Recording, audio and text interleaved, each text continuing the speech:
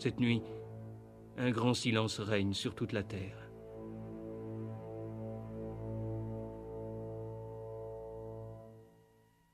Rencontre au bout de la nuit, Christian Bachelin. Piano mécanique, inquiétante étrangeté de l'indifférence, contour flou du chien-dent, distance avec soi-même, pan de mur, soir de brume, obsession, solitude, jambes de pantalon, pompe funèbre, tourbillon, séparation, brouillard, cinéma, lèvres froides, cafard de la cigarette, gitane, papier, maïs, attente de quelqu'un dans des coins qui s'effritent, polymérisation des matières plastiques, enlisement des manufactures de carton, faubourg où l'on revient reconnaître l'oubli, chardon décortiquant le tampon d'un wagon, abandon du monde au fond de sa sensation, cœur serré, entrepôt, brouillard glauque, Aurélia, brume, déchirure, intimité, brasserie, biographie, plus perdue, taxi, somnambulisme, pression atmosphérique, autopsie, soliloque, chemin de fer sous la pluie, SIV recuit, roulement à billes, bruine diluant du cambouis, goût des moules et des frites à l'angle des idylles, gouffre de ridisme sur des rythmes de pluie, solitude à peu près de quelqu'un dans la brume, ou bien de personne, ombre et reflet de brume, brosse à vêtements, résignation, jour tranquille, vieillère de Ramona sous la voûte des cieux, rêve merveilleux des souvenirs poussiéreux, balai dans un placard perdant tous ses cheveux, champignons tête basse dans les bois pluvieux, rumeur brumeuse, existence, oubli en veilleuse, terrain vague jonché de bidons évasifs, actualité, monde, électricité, rivage, brise marine, hospice, harakiri, souvenir, Occident, dévoration, climat tempéré, dépotoir où crame une vieille semelle rance, train du soir, lame de rasoir, écharpe de soie. Voilà. Christian Bachelin, comment est-on poète en l'an 2000 ? Comment peut-on vivre comme poète en l'an 2000 ? Eh ben, il faut se raccrocher c'est par la mémoire. Parce que l'an 2000, c'est une époque abstraite et standardisée, à mon avis, toute normalisée. Alors là, les poètes d'une certaine génération n'ont plus qu'un recours, c'est leur mémoire et leur nostalgie. La nostalgie aussi bien de la mémoire que la nostalgie d'un avenir impossible. Mais la mémoire, pour vous, par exemple, c'est quelque chose de terrible, parce que c'est se souvenir de la perte, de l'absence d'un être aimé. Oui, c'est ça, oui. Mais la mémoire va plus loin aussi. La mémoire va jusqu'à mon enfance, les souvenirs de quand on vivait à la campagne, de quand mon père était garde champêtre. Et tous ces souvenirs-là, ils étaient en équilibre jusqu'à la mort de ma femme. Et la mort de ma femme a déclenché une rupture. Et à partir de cette rupture, je n'ai plus eu accès à ma mémoire affective. Alors, votre père, garde champêtre, comment était cette enfance que vous avez vécue à la campagne ? Ouais, c'était une enfance dans l'odeur des marécages. C'était en Picardie. Et c'est une enfance de vagabondage dans les champs. Recherche de champignons ? Non. Non. On jouait aussi aux Indiens dans les buissons. C'était la liberté à la campagne. Vous aimiez déjà lire à cette époque ? Ah oui, je lisais beaucoup. Je lisais surtout des revues pour enfants. C'était pendant la guerre. Je lisais Fripounet, des Cœurs Vaillants, des parutions dans ce genre-là. Et votre maman faisait quoi ? Elle était sténodactylo. Vous étiez à la campagne, Oui, à la campagne, elle travaillait pour une firme allemande, une firme de réparation des aérodromes militaires. Et comment vous avez vécu cette enfance ? Comment avez-vous grandi ? Ben, j'en ai pas tellement de souvenirs. Mon enfance a eu un tournant du jour où je suis rentré aux écoles militaires d'enfants de troupe, juste après la guerre. Alors là, j'ai trouvé la discipline militaire, l'arbitraire, les gradés bornés, etc. C'était la séparation avec ma mère.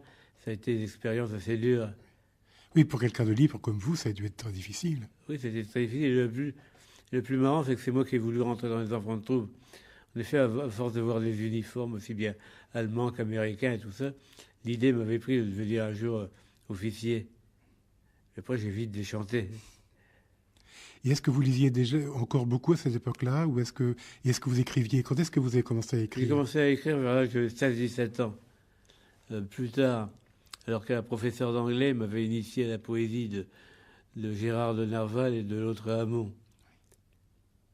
Et puis après, à la fin de mes écoles militaires, quand j'étais au Prytanée d'Autun, c'était une époque où j'étais fou des surréalistes. D'ailleurs, je ne renie pas mon amour du surréalisme. Le surréalisme m'a beaucoup encouragé à écrire. Et j'ai écrit mes premiers poèmes qui sont parus dans une revue qui s'appelle Le Goéland et que dirigeait Théophile Briand, celui qu'on appelait le mage de Paramé. Et j'ai même eu un prix Marie Bonheur, à l'âge j'avais 19-20 ans, et j'avais eu un petit prix à cette revue-là. Cette revue-là n'existe plus, bien sûr. Et ça vous a encouragé et vous avez continué? Et j'ai continué. Après, il y a eu une période de creux. Après, j'avais appris l'accordéon et je faisais les bals dans les villages. Je ne pensais plus qu'à améliorer la musique, quoi. Donc vous aviez quitté l'armée? Oui, j'avais quitté l'armée. Et là, je travaillais comme manutentionnaire dans un entrepôt d'alimentation. Et j'avais appris l'accordéon. Je faisais les bals de village, les bals de fête patronale. Alors là, c'est une époque où je n'ai pas écrit. Vous n'écriviez pas les chansons que vous chantiez? Non, je les chantais pas, j'ai joué à l'accordéon. Ah oui, d'accord. Mais c'était une période, au point de vue poétique, c'était une période désertique. Et puis il faut dire qu'à cette époque-là, quand on faisait les bals, on y allait un peu fort sur la boisson. C'est les beuveries, les bringues, etc. Et ça durait combien de temps, cette période? Jusqu'à ce que je connaisse ma femme en 63.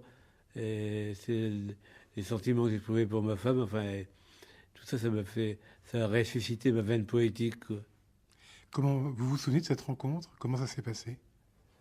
De la rencontre. Avec votre femme? Ah ben, on s'est connus par correspondance, par une agence matrimoniale. On est resté un mois et demi en correspondance avant de se rencontrer. Donc c'est l'écriture qui vous a oui, unis? Oui, elle trouvait mes lettres très bien.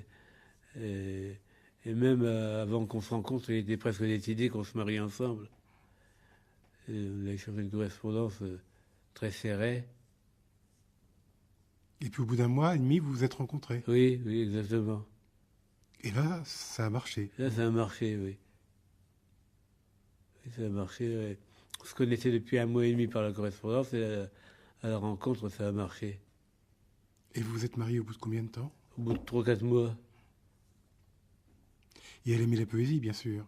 Ah oui, elle aimait bien la poésie, oui. Elle aimait lire, elle aimait surtout les auteurs anglo-saxons, Graham Greene, Elizabeth Goodge, que j'aime beaucoup d'ailleurs aussi.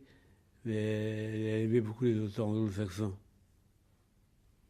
Et cette rencontre a revivé en vous la flamme poétique? Exactement. Après, j'ai écrit beaucoup, à tel point que ma femme, après, ça a eu des répercussions néfastes sur notre couple. Elle trouvait que j'étais trop souvent plongé dans l'écriture et que je la délaissais.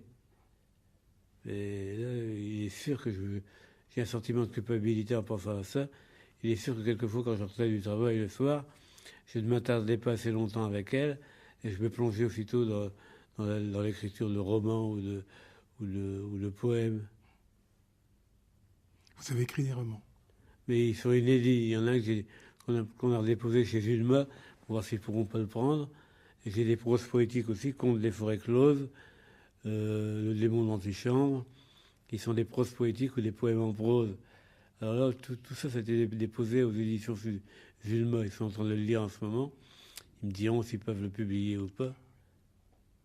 Et le roman est quelque chose qui vous a intéressé? Alors c'est très différent de l'écriture poétique. Mais c'était un roman poétique, c'était de la prose poétique, avec une vague intrigue, mais sur lequel je brodais sur mes fantasmes et tout ça.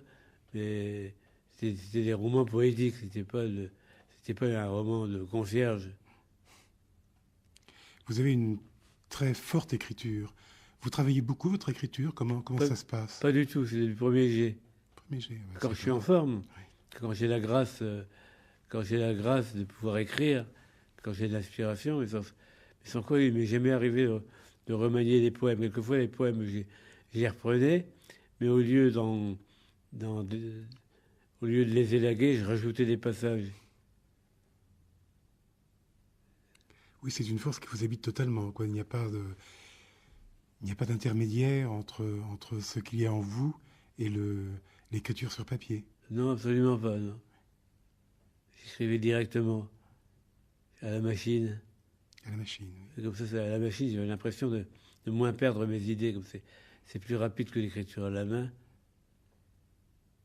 Mais c'était toujours le même thème de la mémoire nostalgique. Et vous passez beaucoup de temps à écrire ou vous écrivez régulièrement à des heures précises J'écris quand j'ai l'inspiration. Je ne suis pas quelqu'un qui se met devant sa page blanche et puis qui attend que ça vienne. Il faut que j'ai l'inspiration pour écrire. J'en ai commencé un dernièrement de poème, mais je ne sais pas quand est-ce que je finirai. C'est simple mélancolie de la banalité, mystère de l'oubli, nuance du ciment. Le néant nostalgique angoisse la mémoire. L'oubli serait mémoire jamais vécue. Ça m'était venu d'une traite. Mais maintenant, c'est la suite qu'il faut que je trouve. Qu'il y ait d'une traite. Parce que maintenant, l'aspiration est devenue beaucoup plus compliquée que du vivant de ma femme. Surtout que je vis à Villejuif, assez déraciné, dans un monde qui n'est pas le mien. Je connais personne. Vous êtes seul. Je suis en exil à Villejuif. Avant, j'étais à Cachan, c'était encore le pays où j'avais resté avec ma femme, et j'étais obligé de déménager. Et je reste à Villejuif, quoi. Une banlieue assez insipide. Donc la disparition de votre femme a été doublement terrible pour vous. C'est à la fois l'homme et l'amoureux à qui ça a manqué, et puis l'écrivain. Oui, exactement. Et puis, 15 jours après la mort de ma femme, j'ai perdu ma mère. Oui. Ma mère, il faut dire qu'elle commençait à perdre la mémoire, et puis à ne plus trop savoir où elle en était. C'était pas la maladie des Alzheimer, mais c'était une maladie de la vieillesse, elle est morte vieille. Malgré tout, ça faisait encore une rupture avec la mémoire. Et maintenant, quand je pense à tous les gens que j'ai connus, presque tous les gens que j'ai connus sont morts. Il y a énormément de... Oui, ils sont morts. Ma belle-mère est morte, mes parents sont morts, les gens que j'ai connus en poésie sont morts. C'est une malédiction la mort qui vous poursuit comme ça? Non, c'est l'effacement du passé, le passé qui s'effrite, comme si rien n'avait été vécu. Et là, dernièrement, même au point de vue des amis, il y a eu des morts. Il y a Yves Martin qui est mort, il y a Guy Chambellan qui est mort. Ça fait des gens qui s'intéressaient à ma poésie, qui sont morts aussi. Il y a un journaliste à Amiens, Pierre Rappeau, qui est mort. Alors, c'est des gens qui m'encourageaient ou qui faisaient des Pierre Rappeau, il mettait des notules sur ma poésie dans le Courrier Picard. Oui. Et vivre le présent est difficile pour vous? Vous êtes toujours... Ouais, c'est toujours... oui, c'est difficile. À la fois, je m'ennuie, je trouve que le temps long, mais le temps passe très vite malgré tout depuis la mort de ma femme. Et là, la solitude, c'est très pénible à vivre. C'est pas la solitude choisie, non. C'est quand on choisit sa solitude, la solitude est une bonne chose. Mais là, c'est une solitude imposée, alors c'est pas pareil. Alors, j'ai le recours du téléphoner à des amis. Et ça vous a pas plongé dans l'écriture encore plus, cette solitude? Vous avez du mal à écrire en ce moment? J'ai du mal, j'y arrive pas, j'ai pas l'inspiration. J'ai la tête bloquée, la tête vide. Et j'ai pas d'inspiration pour le moment. Les derniers poèmes que j'ai écrits, ceux qui sont là-dedans, ils datent pour la plupart de 95 et de 97.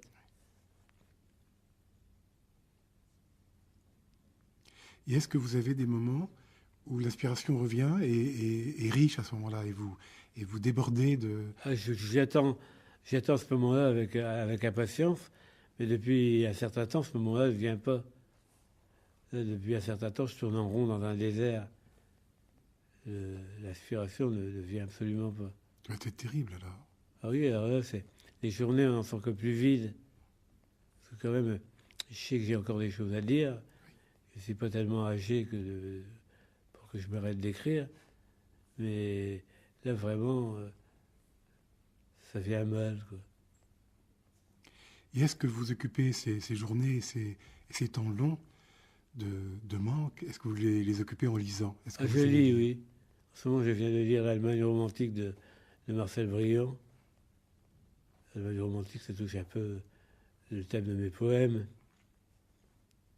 la mémoire, l'union mystique et ces choses-là. Parce que maintenant que vous ne travaillez plus, les journées doivent être longues et... Ah oui, quand j'ai pas d'inspiration et que les journées sont très longues et que je connais personne absolument à voir, dans cette banlieue perdue, je ne connais absolument personne.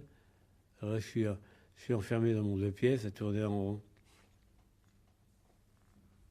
À tourner en rond, en espérant que je finirai par rattraper la queue d'un poème, ou la tête plutôt.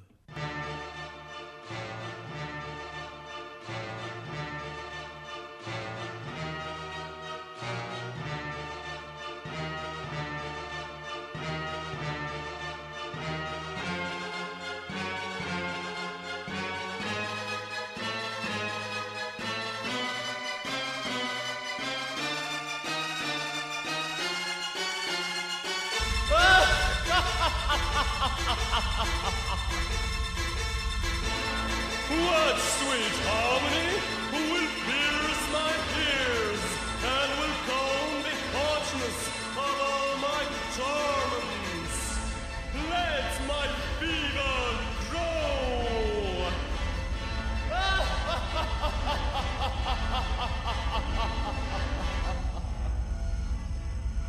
No more.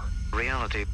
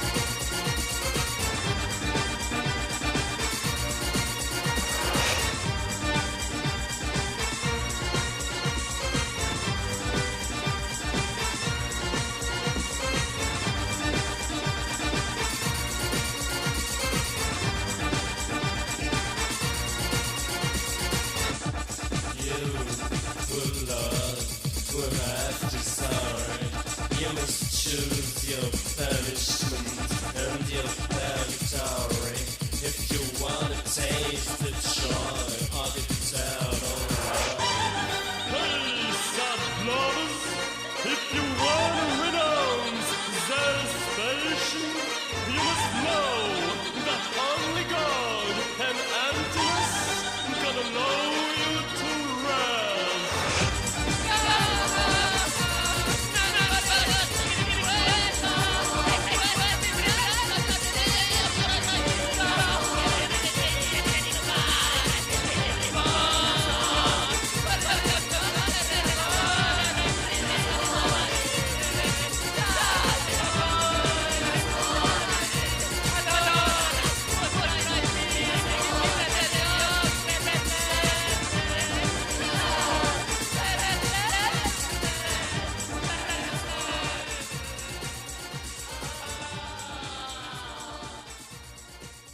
Des mots dans le vent, Atavisme et nostalgie de Christian Bachelin, lu par Stéphanie Gagneux, et Butoir rouillé de la mémoire, du même Christian Bachelin, lu par Sylvain Savard.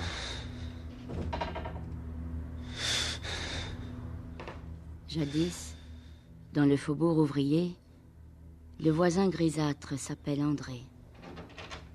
Les peaux de lapin rétrécissent, le cambouis se méfie des marteaux. En été, la tristesse des Troènes est immense, comme le sperme enfantin. Les bérets bricolent les grillages. La petite fille d'un square ressemble à une liane. J'aimerais pouvoir dire un petit bazar, au relent de brosses économes et de bois blanc. Ça m'élèverait haut dans les grands firmaments, à travers le mystère impassible du temps.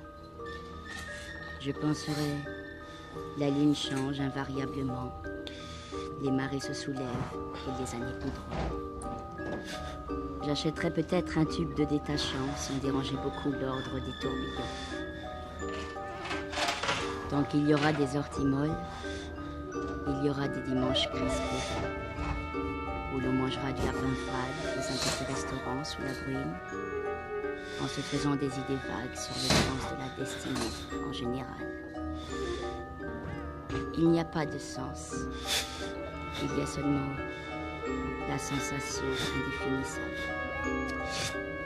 Reparlons donc un peu du goût des pommes blettes ou des quincailleries de chef-lieu des cantons. Lotissons-nous dans les intimités d'automne, à l'horizon du souvenir originel. Unique amour, tu finiras bien par surgir. Il y a si longtemps dans la jeunesse obscure.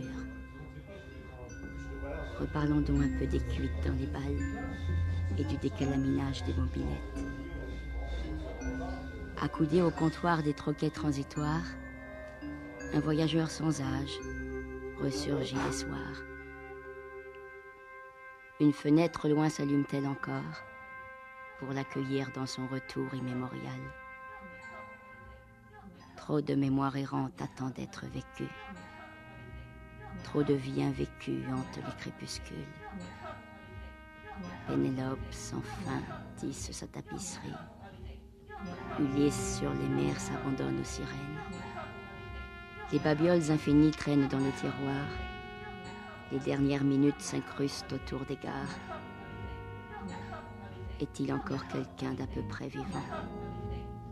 Mémoire de personne au coin des soirs d'hiver. Simple odeur du brouillard, mémoire en embuscade. Dans les chambres d'hôtel s'égouttent les adultères. Un par-dessus, sans couleur bien définissable, s'effiloche avec les fumées continentales.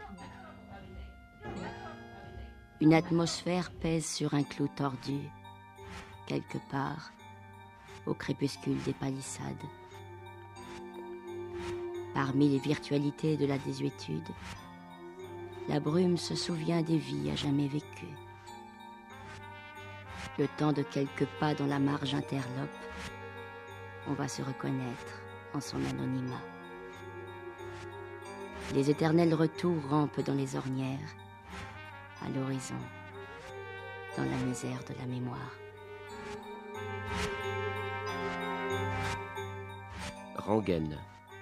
Cuisson des nouilles au long des jours mous et béants, saponification des vieux ongles défunts sous les lunes pareilles à des couvercles en zinc, square, gravitation, tropisme du ciment, identification des noyés édentés, multiplication des vaches dans le brouillard, rivière machinale, ciel entre deux âges, tortillard, balayette, homme seul dans le soir, peu de réalité, même d'une paire de tenailles, déferlante lenteur maussade des nuages, vague approximation des destinées humaines, suppuration du matériau de construction, wagon contre un butoir dans l'ouate des angoisses, irisation sentimentale du néant, voyage des amants dans les hivers de gloire, mémoire en méandre de nuances infixables, extinction des provinces à l'ombre des tilleuls,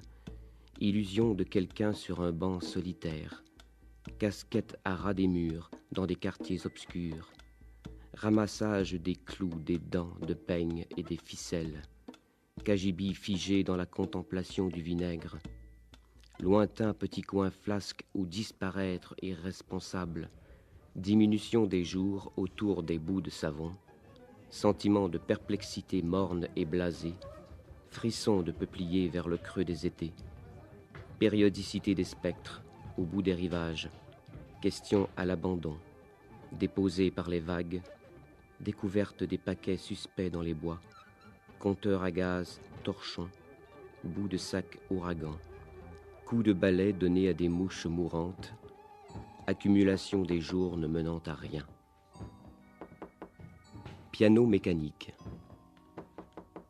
Inquiétante étrangeté de l'indifférence, contour flou du chien-dent, distance avec soi-même, pan de mur, soir de brume, obsession solitude, jambes de pantalon, pompe funèbre tourbillon, séparation, brouillard, cinéma, lèvres froides, cafard de la cigarette gitane papier maïs, attente de quelqu'un dans des coins qui s'effritent, polymérisation des matières plastiques, enlisement des manufactures de carton, faubourg où l'on revient reconnaître l'oubli, chardon décortiquant le tampon d'un wagon, abandon du monde, au fond de sa sensation, cœur serré, entrepôt, brouillard, glauque, Aurélia, brume, déchirure, intimité, brasserie, biographie,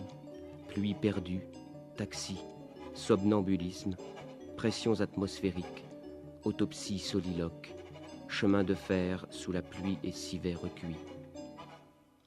Roulements à billes, bruine diluant du cambouis, goût des moules et des frites à l'angle des idylles, gouffre d'Eurydice sur des rythmes de pluie, solitude à peu près de quelqu'un dans la brume, ou bien de personne, ombres et reflets du bitume, brosse à vêtements, résignation jour tranquille, vieillère de Ramona sous la voûte des cieux, rêve merveilleux des souvenirs poussiéreux, balai dans un placard perdant tous ses cheveux, champignons tête basse dans les bois pluvieux, rumeur brumeuse, existence oubli en veilleuse, terrain vague jonché de bidons évasifs, actualité monde, électricité, rivage, brise marine, hospice, harakiri, souvenir, occident, dévoration, climat tempéré, dépotoir où crame une vieille semelle rance, train du soir, lame de rasoir, écharpe de soie. Le cambouis indécis n'expliquera jamais pourquoi les feuilles sont tristes entre deux coups de vent dans l'immobilité grise des après-midi. Quand les pigeons se montrent juste assez poussiéreux pour suspendre dans l'air, quoi donc, d'un peu anxieux autour des arrêts d'autobus dans les banlieues, avec parfois, comme un éclair de ciel nacré, aussitôt étouffé sous un murmure mouillé, dans le sillage d'une ambulance machinale, suite des jours et glissement des habitudes, activité statique des reflets perdus, qui tremblent autour du monde, en tissant la toile des disparitions errantes et des vies fortuites.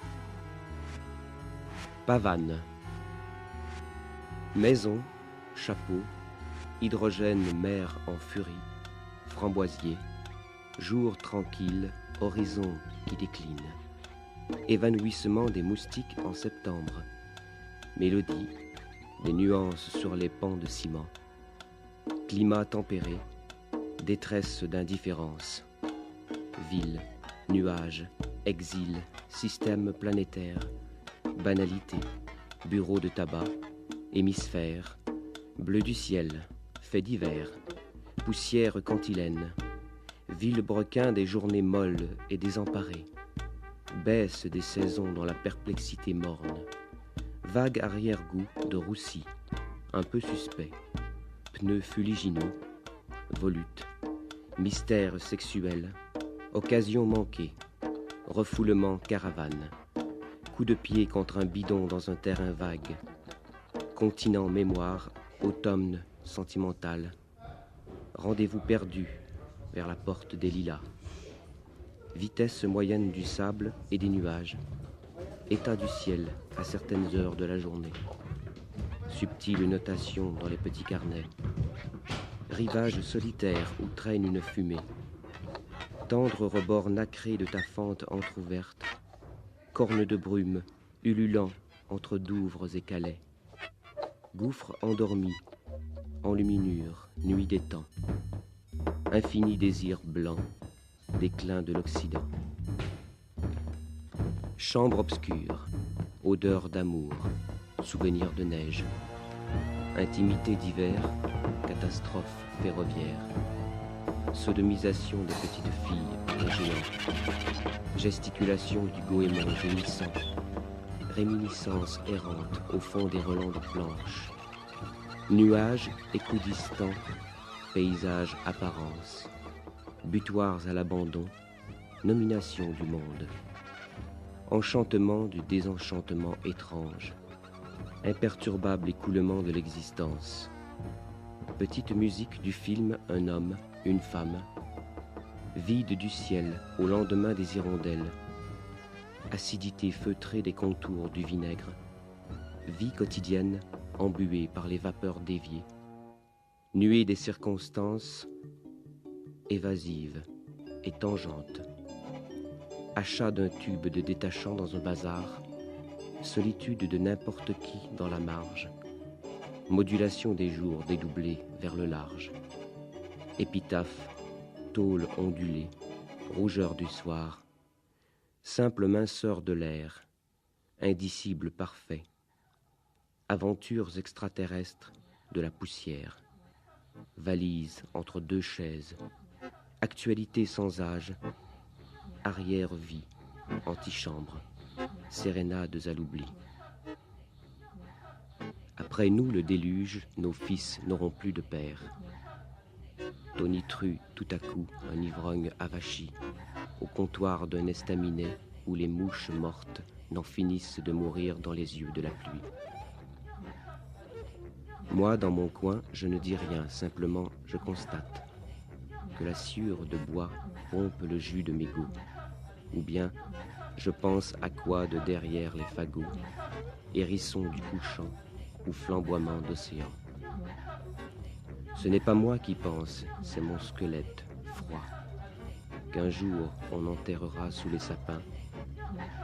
Alors je verrai mieux les taupes tâtonner dans les corridors de leurs mottes jamais ramonées.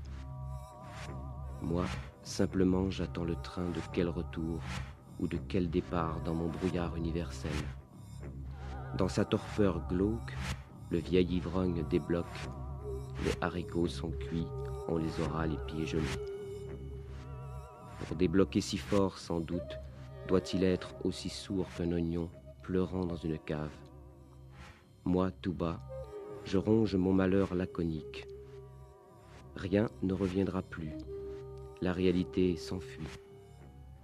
Dans les prés, les veaux mornés broutent l'encolie, lentement. Ils attrapent de sombres coliques, rien de plus consolant que la mélancolie.